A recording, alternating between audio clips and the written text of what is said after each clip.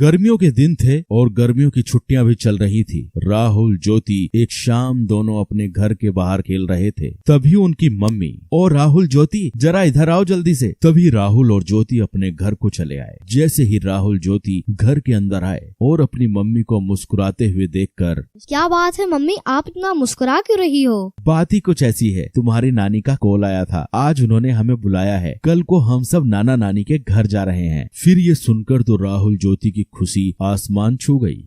चलो पैकिंग शुरू कर देते हैं, नाना नानी के गांव चलते हैं और एंजॉय करते हैं।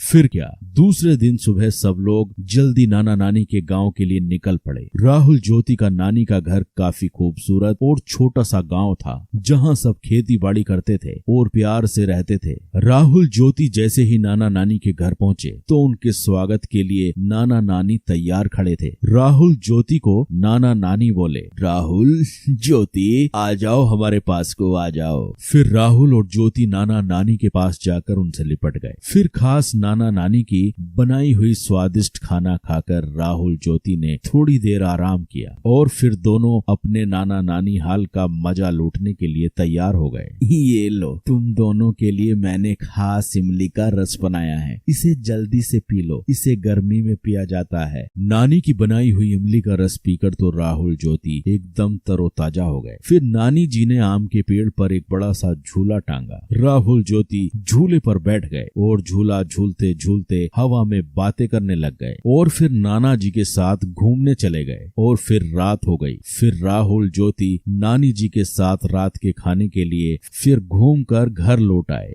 नानी जी, मैं आपके हाथों से खाऊंगा। नानी मुझे भी खिलाओ ना। ये सुनकर नानी जी हंसने लगी। ठीक है, मैं तुम दोनों को अपने हाथों से खिलाती हूँ। फिर क्या, राहुल ज्योति ने नानी के हाथ से पेट भरकर खाना खाया और खाना खाने के बाद सब लोग सोने की तैयारी करने लगे और फिर राहुल ज्योति को गर्मी महसूस होने लगी। नानी जी, घर के अंदर कितनी गर्मी महसूस हो रही है, पंखा भी गर्म हवा फेंक रहा है, आपके घर में एसी भी नहीं है। हमें तो एसी की आदत है, अब तो हमें रात भर नींद नहीं आएगी। यह सुनकर नाना नानी के साथ सब लोग हंसने लगे। यह देखकर राहुल और ज्योति ज्यादा कंफ्यूज हो गए।